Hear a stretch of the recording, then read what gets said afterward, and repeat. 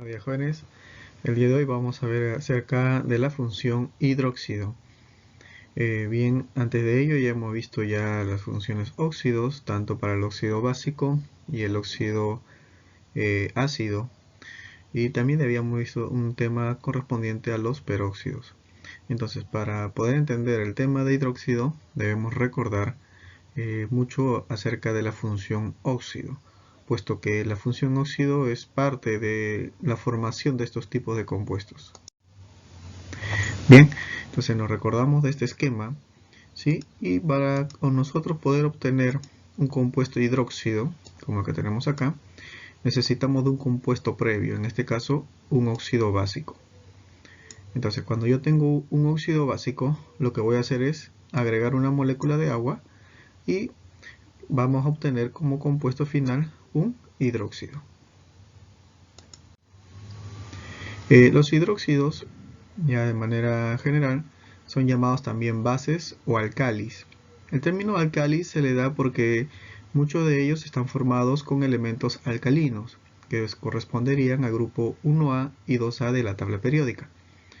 Dentro de su formación, entonces va a estar representado siempre por el óxido básico más la molécula de agua. Así también su grupo radical o su grupo funcional va a ser el radical oxidrilo o hidroxilo, que vendría a ser el OH. En algunos hidróxidos, en presencia de diferentes sustancias, pueden variar de color, tanto al rojo o en el azul, ¿no? Y eso va a depender del tipo de sustancia con la que van a reaccionar. En el caso del rojo, cuando se hace en presencia de una sustancia llamada fenolftaleína.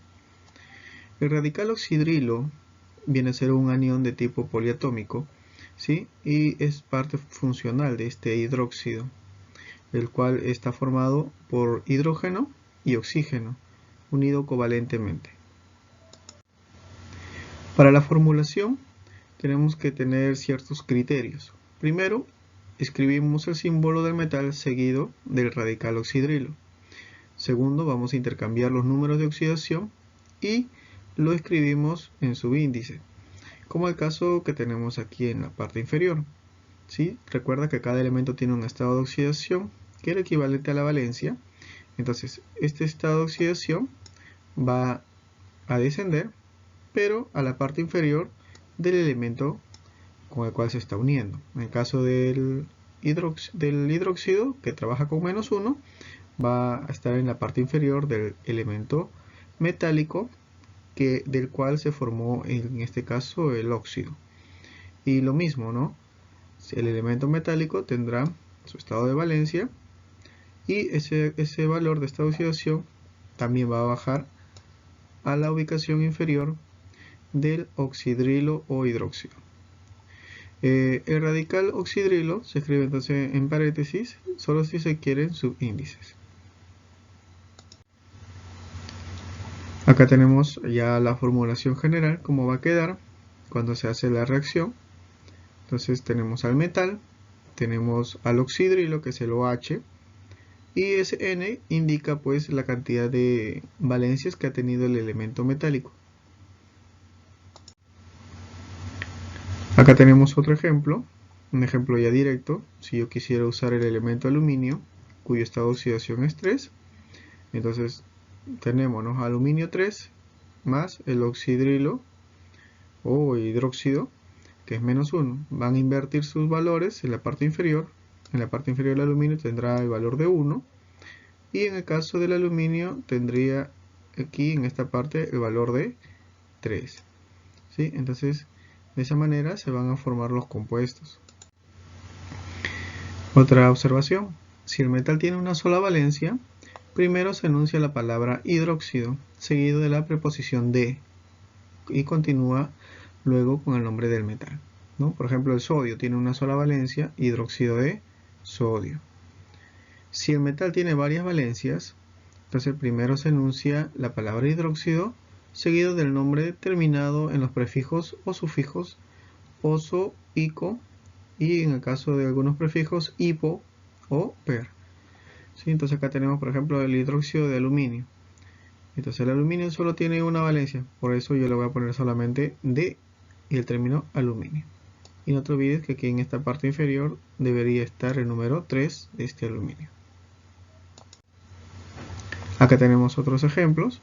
Por ejemplo, aquí ya está la formación de un óxido, ¿sí?, con la molécula de agua. Entonces, el resultado siempre va a ser el OH y ese elemento metálico. Entonces, ¿qué elemento tenemos? El potasio. El potasio está en el grupo 1A, tendrá una sola valencia, por lo tanto su nombre sería solo hidróxido de potasio. El magnesio está en el grupo 2A, también tiene una sola valencia, que es el número 2, y su valencia ha cruzado en la parte inferior, como ves acá. Entonces acá sería un hidróxido de magnesio. En el caso de este aluminio, ¿sí?, que está trabajando, lógico, con 3, es la única valencia que tiene, también va a pasar a la parte inferior y sería hidróxido de aluminio. Para nombrar los hidróxidos podemos usar dos tipos de nomenclaturas que se recomiendan en este caso: la nomenclatura stock y la nomenclatura tradicional. Para formular, entonces, primero se escribe el símbolo del metal seguido del radicado oxidrilo. Se intercambian las valencias, como hemos visto en los ejemplos, teniendo en cuenta, lógico, el número de oxidación o la valencia, y el radical oxidrilo se escribe en paréntesis. Y para nombrar con estas dos nomenclaturas usamos pues las formulaciones que ya hemos visto y de acuerdo a las reglas también que se están planteando. Entonces debes recordar que debemos seguir las normas, las reglas de cada nomenclatura. Para los stock usamos el paréntesis para ubicar las valencias o estado de oxidación, y para el tradicional usamos los prefijos y sufijos. En este caso tenemos al sodio, que tiene una sola valencia, grupo 1A, y en el stock sería hidróxido de sodio. No ubicamos paréntesis porque tiene una sola valencia. Cuando tiene ya 2 o 3, ahí sí tenemos que diferenciarlos y por eso se usará las valencias en paréntesis. La nomenclatura tradicional sigue siendo hidróxido de sodio. Para el níquel, en el caso del níquel sí tiene dos valencias, 2 y 3. Entonces, este níquel en un primer momento con valencia 2 sería hidróxido de níquel con su paréntesis número 2.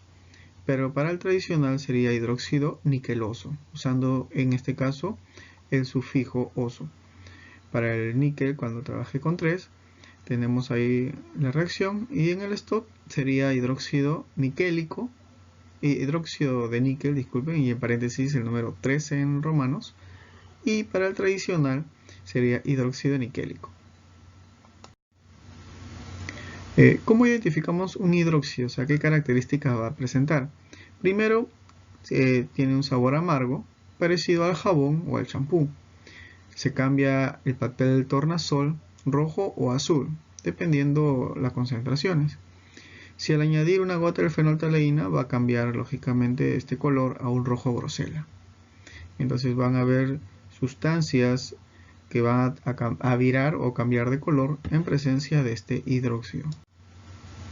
Acá, por ejemplo, en la gráfica podemos ver un papel tornasol que está presente dentro de una sustancia neutra y una sustancia básica.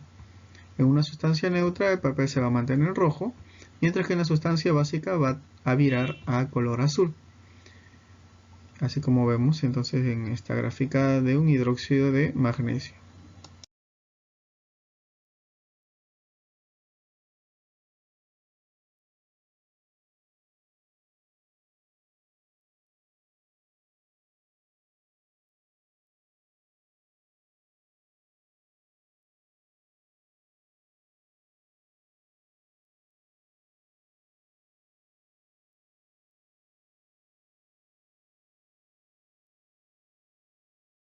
Bien, jóvenes, nos estamos viendo entonces hasta una próxima sesión. Cuídense mucho. Hasta luego.